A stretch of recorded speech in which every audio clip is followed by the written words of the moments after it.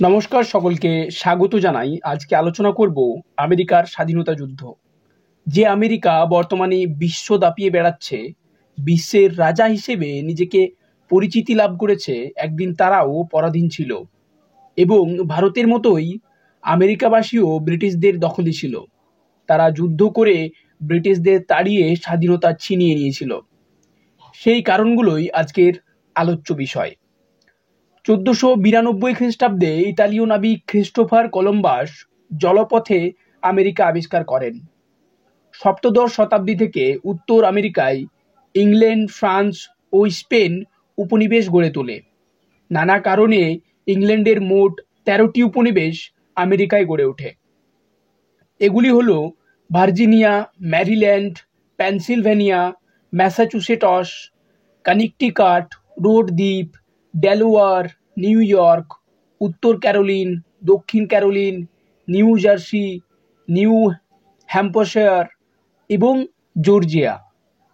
England কর্তৃক একজন করে গভর্নর উপনিবেশগুলিতে নিযুক্ত হতেন। ভার্জিনিয়া ছিল অভিজাততান্ত্রিক বা রাজতান্ত্রিক উপনিবেশ, কিন্তু নানা কারণে উপনিবেশগুলির সঙ্গে ইংল্যান্ড বিরোধী মনোভাব পোষণ করতে থাকে। ফলস্বরূপ 1775 খ্রিস্টাব্দে 19শে এপ্রিল শুরু হয় আমেরিকার স্বাধীনতা যুদ্ধ, যা ইতিহাসে আমেরিকার বিপ্লব নামে পরিচিত। রাজনৈতিক কারণ: ইংল্যান্ডের হুইগ দল উপনিবেশগুলির ভৌগোলিক দূরত্বের জন্য অভ্যন্তরীণ প্রশাসন সম্পর্কে উদাসীন ছিল। উপনিবেশের প্রতিনিধি সভাগুলির স্বায়ত্তশাসনের প্রবণতা তাই বৃদ্ধি পায়। অধিকাংশ উপনিবেশ ছিল রাজতন্ত্রের বিরোধী। ইংল্যান্ডের গৌরবময় বিপ্লবের পর নিয়মতান্ত্রিক রাজতন্ত্রের প্রতি নয়, বরং তারা ক্রমওয়েলের প্রজাতান্ত্রিক শাসনের প্রতি বেশি আকৃষ্ট হন। অর্থনৈতিক কারণ: অর্থনৈতিক ক্ষেত্রে উপনিবেশগুলি মাতৃভূমি ইংল্যান্ডের সম্পূর্ণ প্রভাবাধীন ছিল। নেভিগেশন আইন অনুসারে উপনিবেশগুলিতে উৎপন্ন পণ্য সামগ্রী ইংল্যান্ডের জাহাজ ভিন্ন অন্য কোনো দেশের জাহাজে রপ্তানি করা চলত না, এবং উপনিবেশগুলির কয়েকটি বিশেষ সামগ্রী ইংল্যান্ড ভিন্ন অন্য কোনো দেশে রপ্তানি করার অধিকার ছিল না। তাছাড়া বিদেশে শিল্পজাত পণ্য সামগ্রী একমাত্র ইংরেজ বণিকদের সহায়তায় আমদানি করতে হতো। তামাক, তুলো, চিনি প্রভৃতি পণ্য একমাত্র ইংল্যান্ডের বাজারে রপ্তানি করে এবং চা, ইস্পাত বা পশমের দ্রব্য প্রভৃতি পণ্য ইংল্যান্ড থেকে ক্রয় করে উপনিবেশগুলির গুরুতর আর্থিক ক্ষতি হতে থাকে। সামাজিক কারণ: উপনিবেশগুলিতে ইংল্যান্ডের মতো শ্রেণী বৈষম্য ছিল না। গণতান্ত্রিক রীতিনীতিতে বিশ্বাসী ও অভ্যস্ত উপনিবেশবাসীদের মধ্যে সামাজিক সংহতি ও ঐক্য গড়ে উঠেছিল। তাই উপনিবেশগুলিতে ইংল্যান্ড হস্তক্ষেপ শুরু করলে তারা বিক্ষুব্ধ হয়। ধর্মীয় কারণ: যে সমস্ত ইংরেজ ধর্মীয় অত্যাচারে অতিষ্ঠ হয়ে ইংল্যান্ড ছেড়ে উপনিবেশে বসতি স্থাপন করেছিল, তারা অধিকাংশ ছিল পিউরিটান বা প্রোটেস্ট্যান্ট। তাই তারা প্রথম জেমস ও প্রথম চার্লস ক্যাথলিক আদর্শের ও অ্যাংলিকান চার্চের বিরোধিতার অবতীর্ণ হয়। সপ্তবর্ষব্যাপী যুদ্ধের প্রভাব: 1756 থেকে 63 খ্রিস্টাব্দে সপ্তবর্ষব্যাপী যুদ্ধে ফরাসিদের পরাজয় ঘটলে ফরাসি ঔপনিবেশিক আশঙ্কা দূরীভূত হয়। ঐতিহাসিক এডমন্ড রাইট সপ্তবর্ষব্যাপী যুদ্ধ আমেরিকার বিপ্লবকে অনিবার্য করে তুলে বলে মনে করেন। দার্শনিক প্রভাব: দার্শনিক টমাস পেন তার সাধারণ বুদ্ধি নামক পাণ্ডুলিপির মাধ্যমে ইংল্যান্ডের শাসন অবিশ্বাস্য বলে ঘোষণা করেন। টমাস জেফারসন আমেরিকাবাসীদের বিপ্লব মঞ্চে দীক্ষিত করেন। হ্যারিংটন ও মিল্টন প্রমুখ মৌলিক অধিকারতন্ত্র উপনিবেশবাসীদের উদ্বুদ্ধ করে। নেভিগেশন আইন: 1660 খ্রিস্টাব্দে ইংল্যান্ডের রাজা দ্বিতীয় চার্লস নেভিগেশন আইন পাশ করেন। এই আইনে বলা হয়, আমেরিকায় কলকারখানা গড়ে তুলতে নিষেধ করা হয়। আমেরিকার তুলো আমদানি করা থেকে নিষেধাজ্ঞা আরোপ করে উপনিবেশে উৎপাদিত চিনি, নীল, তামাক ইত্যাদি কেবল ইংল্যান্ডের জাহাজে করে ইংল্যান্ডেই রপ্তানি করার কথা বলে। সুগার অ্যাক্ট: 1764 সালে সুগার অ্যাক্ট দ্বারা উপনিবেশে আমদানি করা চিনির উপর বার্ষিক 50,000 পাউন্ড কর ধার্য করা হয়। Stem act.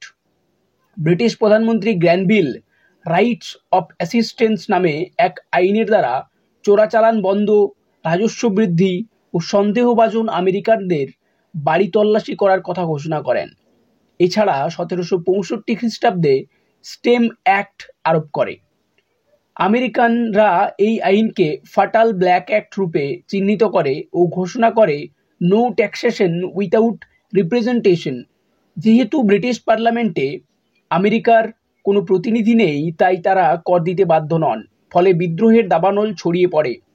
প্রধানমন্ত্রী গ্র্যানভিল পদত্যাগ করে এবং নতুন প্রধানমন্ত্রী বাকিংহাম 1766 সালে স্টেম অ্যাক্ট বাতিল করে।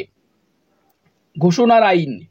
প্রধানমন্ত্রী বাকিংহাম ঘোষণার আইনে বলেন, আমেরিকানদের উপর কর ধার্য করার অধিকার ইংল্যান্ডের আছে। 1767 সালে তাই অর্থমন্ত্রী চার্লস টাউনসেন্ড আমেরিকায় আমদানি কর, চা, কাগজ, চিনি ও কাচের উপর কর ধার্য করেন। Boston tea party.